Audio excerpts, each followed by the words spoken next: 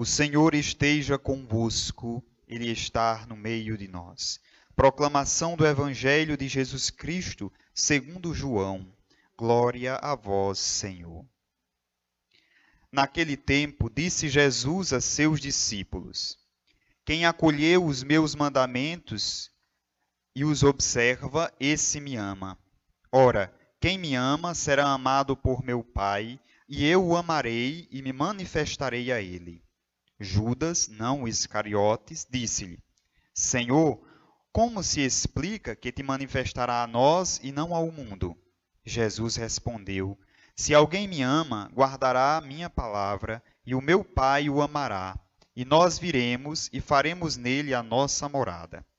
Quem não me ama, não guarda a minha palavra, e a palavra que escutais não é minha, mas do Pai que me enviou. Isso é o que vos disse enquanto estava convosco.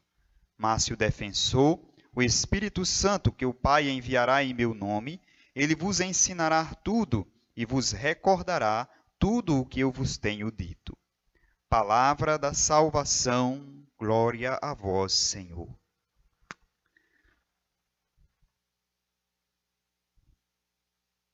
Amados irmãos e irmãs, diante da liturgia da palavra de hoje, gostaria de me deter uma breve reflexão à luz dos Atos dos Apóstolos. Hoje diz que Paulo e Barnabé, ao chegar em uma comunidade, aparentemente, com certeza, uma comunidade pagã, porque nós vamos ver no desfecho, quando eles vão realizar um sinal, eles vão logo atribuir aos deuses pagãos, não é? Hoje conhecemos como planetas, mas imaginavam naquela época como deuses. Paulo e Barnabé, ao chegar nesta comunidade, eles estão fugindo de perseguições, de investidas contra o Evangelho.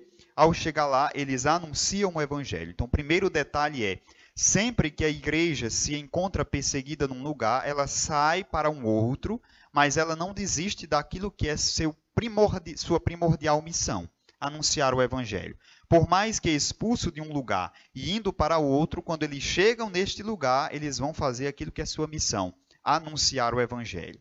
Chegando a essa comunidade, anunciando o Evangelho, existia um paralítico, coxo de nascença, nunca tinha se posto de pé, escutava atentamente o Evangelho e Paulo olha para eles.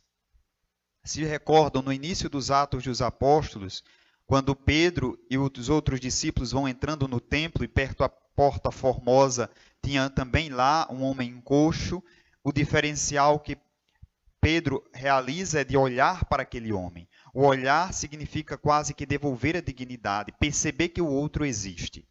Então, muitos com certeza estavam escutando Paulo falar, mas aquele homem estava com tanta fé que Paulo dirige o olhar para ele, ou seja, dá importância àquela pessoa.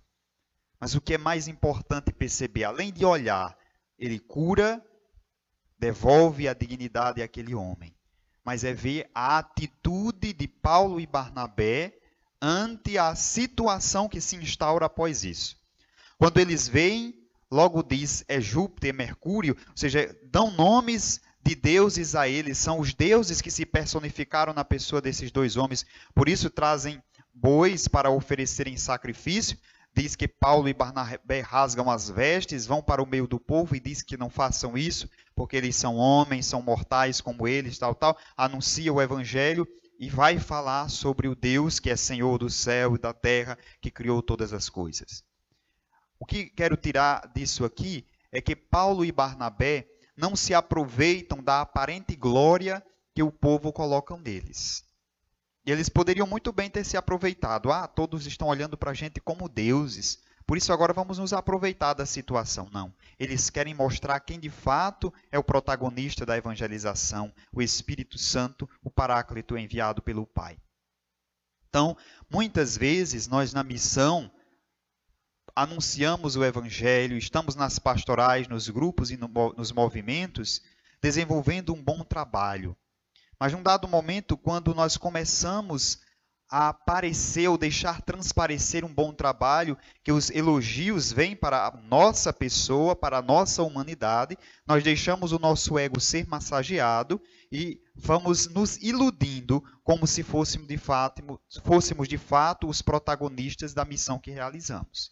Ou seja, deixamos de transparecer a ação de Deus e queremos que o outro reconheça a minha ação humana. Por isso que é muito bom ser elogiado, é muito bom ser bajulado, mas aqui não se encaixa, ou essa realidade não se encaixa como evangelizador, como discípulo de Jesus Cristo.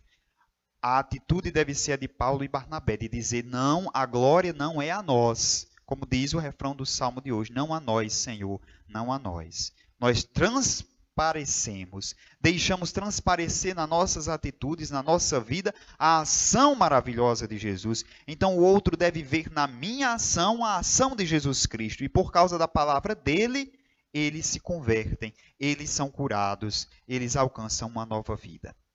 Por isso, meus irmãos e minhas irmãs, peçamos sempre o auxílio do Espírito Santo para termos um coração aberto, para discernir sempre qual é a nossa missão, de nunca nos sentirmos tão importantes, tão grandiosos, a ponto de querermos tomar o lugar de Deus. Claro que o nosso lugar não é de subalterno, não é de escravo, não é de quem não tem valor, não. A nossa missão é de ser sinal da ação salvífica de Deus nesta realidade, mas sem querer que os holofotes sejam para nós.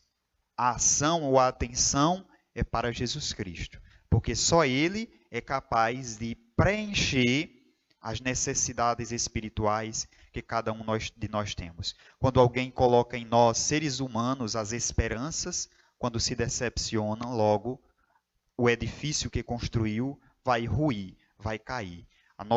O nosso edifício espiritual deve estar fundamentado na pedra viva, na rocha, que é o próprio Cristo Jesus. Louvado seja nosso Senhor Jesus Cristo,